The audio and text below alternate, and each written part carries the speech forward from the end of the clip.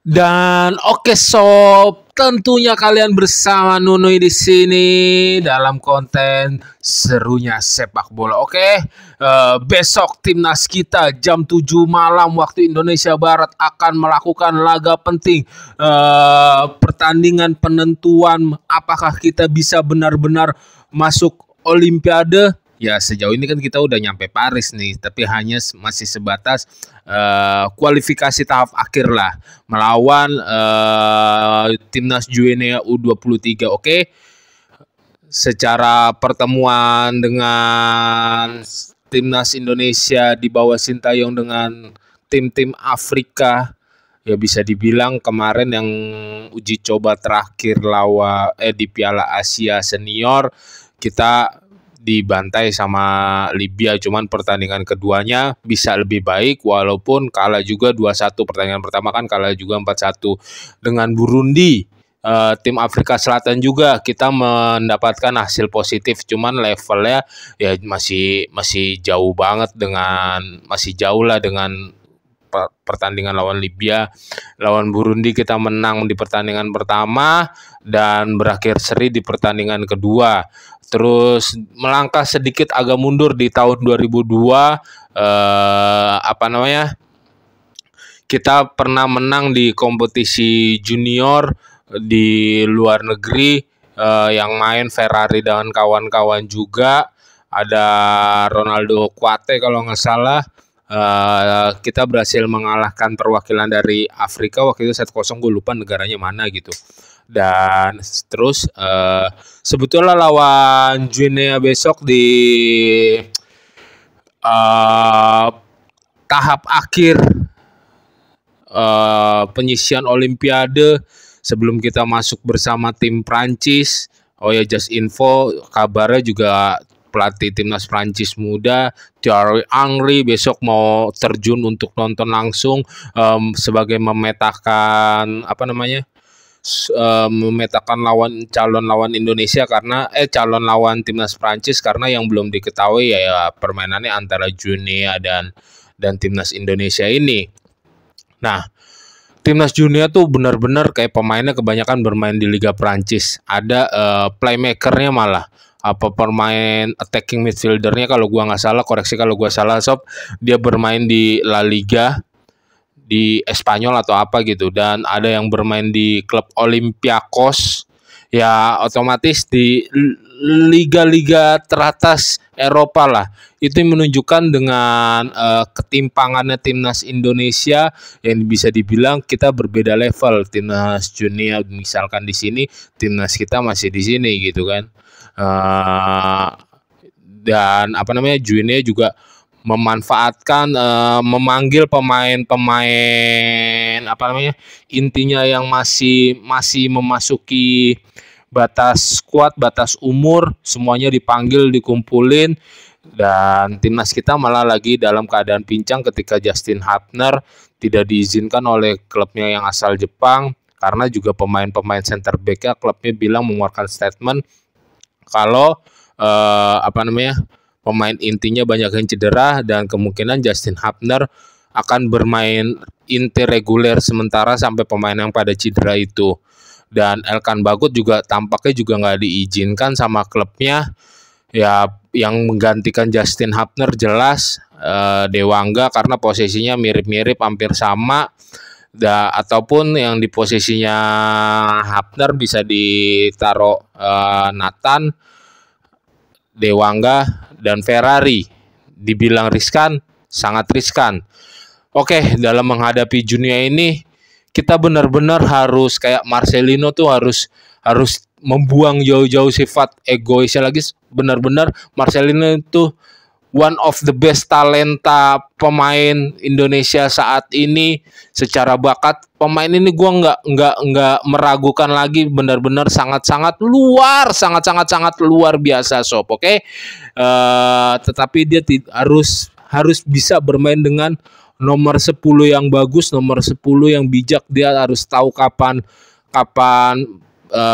passing, kapan memberikan trupas sodoran, kapan waktunya harus syuting gitu.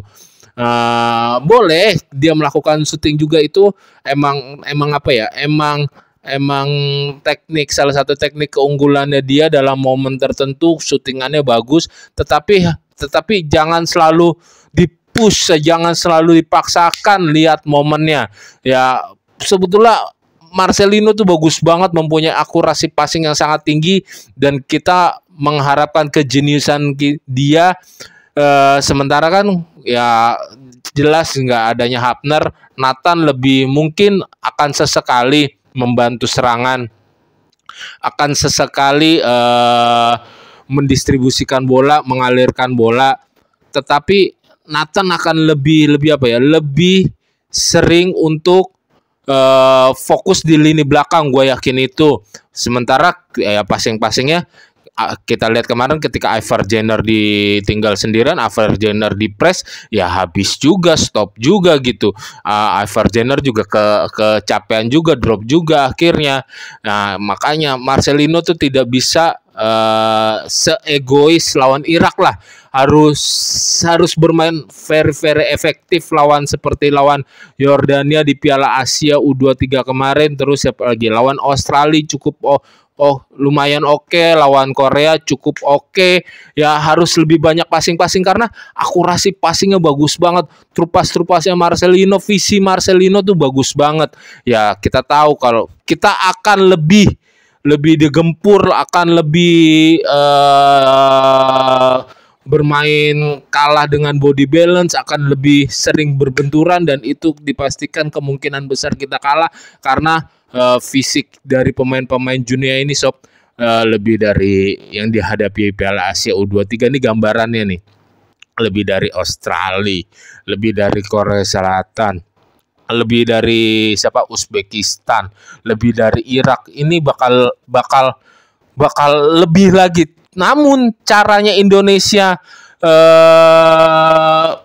membongkar permainan pertahanan dunia yaitu dengan passing, kecepatan, pergerakan tanpa bola. Memang di bawah Sintayong, gue mengakui juga kalau permainan timnas kita lebih sering mengandalkan reaksi football, lebih sering membaca permainan. Cuman pemain kayak Witan Sulaiman, Rafael Strike, pergerakan tanpa bolanya harus lebih bagus lagi, membuka ruangnya agar kayak Ivar Jenner, Marcelino, Nathan bisa melakukan passing brilian juga. Itu yang harus diandalkan timnas Indonesia U23 kita besok malam jika ingin terjun, jika ingin benar-benar qualified masuk Olimpiade. Bukannya kita nggak mungkin bisa mengalahkan Guinea, cuman gua rasa lebih berat dibandingkan dengan lawan Uzbekistan, lebih berat dibandingkan dengan lawan Irak. Feeling kemenangan gua, persentase kemenangan gua lawan Guinea ini Indonesia bisa menang mungkin cuman 35% lah sob. Indonesia bisa lolos masuk ke grup Olimpiade, tapi itu bukan tidak mungkin, walaupun kecil itu bukan tidak mungkin. Seharusnya kita bisa lebih lebih menonjolkan kekompakan tim, kerjasama tim, karena kita baru selesai event Piala Asia. Cuman yang perlu ditakutkan lagi nih, yang gawat banget yang bikin penampilan kita drop, yaitu terguncangnya mental kita. Sintayong juga bilang, mengeluarkan statement kalau timnas Indonesia pemulihannya, latihannya tidak menyentuh bola selama 3-4 hari. Ya itu benar banget, karena difokuskan untuk membentuk karakter lagi, untuk meningkatkan mental kembali. Kalau masalah seharusnya kerja sama tim kita sebetulnya masih lebih panas dari timnas dunia U23 gitu sob. Semoga tim kita bisa memanfaatkan hal tersebut dan bisa. Iya, berat banget sih emang, masalah mental berat banget. Tetapi Sintayong juga mengeluhkan kualitas lapangan yang kurang dibandingkan dengan yang diberikan di Qatar. Oke, kalau menurut kalian gimana? Semangat, bravo timnas Indonesia, ayo semangat, bisa yuk. Apapun hasilnya, jangan hujat timnas kita. Kalau misalkan ada yang kurang baik ya komen masukan yang kurang baik aja, nggak usah pakai kata-kata kasar, bawa orang tua, bawa pasangan, bawa-bawa kejadian masa lalu. Oke sob, kalau menurut kalian gimana?